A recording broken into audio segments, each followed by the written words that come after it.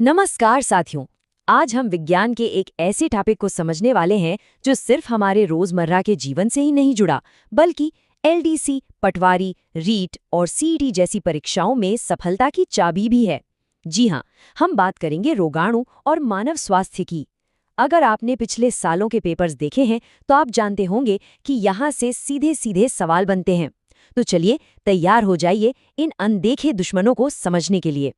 कभी सोचा है आखिर हम बीमार पड़ते ही क्यों हैं? कभी छींक आ रही है तो कभी पेट खराब हो जाता है। ये हम सबके साथ होता है ना। लेकिन क्या आप जानते हैं कि इन आम सी लगने वाली बीमारियों के पीछे का जो विज्ञान है वो प्रतियोगी परीक्षाओं के लिए एक सोने की खान है।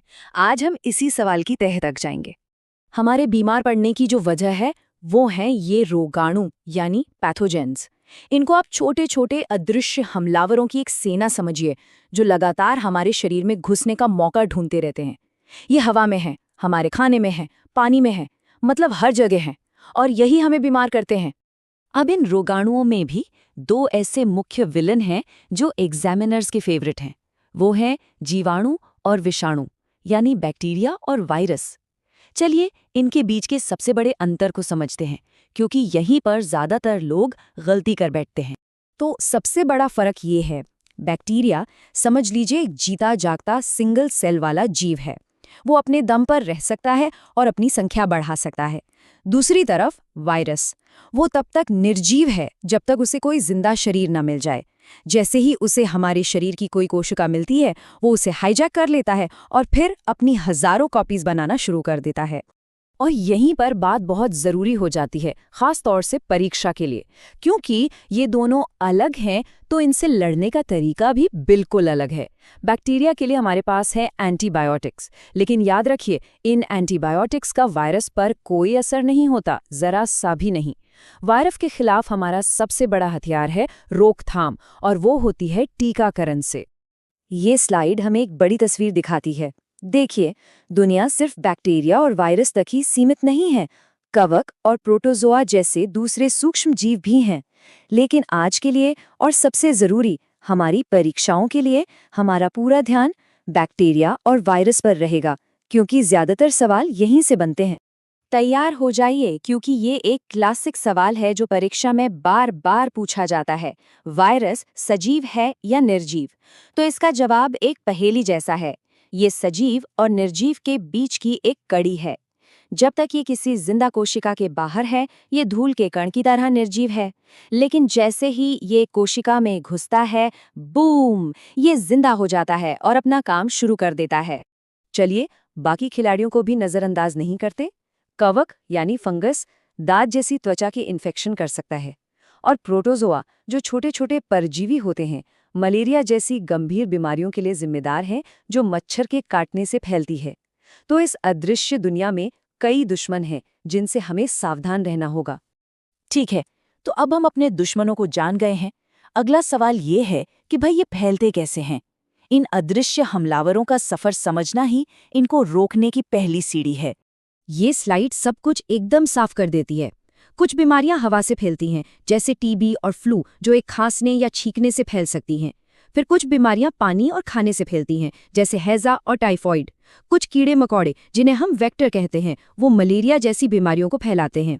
और हाँ, कुछ बीमारियां सीधे संपर्क में आने से भी फैलती हैं, जैसे कि दाद। तो अब जब दुश्मन को जान लिया है, तो चलिए अब बात करते हैं हमारे शरीर की सेना की, हमारा प्रतिरक्षा तंत्र यानी इम्यून सिस्टम। हमारे इम्यून सिस्टम के दो हिस्से होते हैं। एक है प्राकृतिक प्रतिरक्षा। ये वो है जिसके साथ हम पैदा हुए हैं, हमारी डिफ़ॉल्ट सुरक्षा। और दूसरी है कृत्रिम या उपार्जित प्रतिरक्षा। ये वो है जो हम समय के साथ बनाते हैं, या तो बीमार होकर ठीक होने से, या फिर स्मार्ट तरीके से, यानी टीकाकरण से। टीकाकरण असल में हमारे इम्यून सिस्टम के लिए एक ट्रेनिंग कैंप जैसा है। हम शरीर को रोगाणु के एक बहुत कमजोर या मरे हुए रूप से मिलवाते हैं। इससे हमारा शरीर उसे पहचानना और उससे लड़ना सीख जाता है। तो जब असली दुश्मन हमला करता है तो हमारी बॉडी पहले से ही तैयार रहती है। इसी की वजह से पोलियो जैसी भयानक बीमारियां आज खत्म हो चुकी हैं। मैं ये बात फिर से दोहरा रहा हूं क्योंकि ये बहुत बहुत ज़रूरी है। इस बात को दिमाग में अच्छी तरह बिठा लीजिए। एंटीबायोटिक्स सिर्फ और सिर्फ बैक्टीरिया पर काम करती हैं, अगर किसी को सामान्य सर्दी जुकाम या फ्लू है जो वायरस से होता है तो एंटीबायोटिक लेना बिल्कुल बेकार है। परीक्षा में ये जानकारी 1 नंबर बचा सकती है। देखिए, कोई भी सेना उतनी ही मजबूत होती है जितनी उसकी सप्लाई। तो चलिए देखते हैं कि कैसे पोषण हमारे शरीर की सुरक्षा को ईंधन देता है। कुपोषण का मतलब सिर्फ बहुत दुबला पतला होना नहीं होता। इसका मतलब है शरीर को सही ईंधन न मिलना। जब शरीर में सही पोषक तत्वों की कमी होती है तो हमारा इम्यून सिस्टम यानी हमारी सेना कमजोर पड़ जाती है। सैनिक थक जाते हैं और बाहर से आए हमलावरों के लिए कब्जा करना बहुत आसान हो जाता है। ये टेबल परीक्षा की तैयारी के लिए सोने की खान है। मैच द कॉलम वाले सवालों में ये अक्सर पूछे जाते हैं।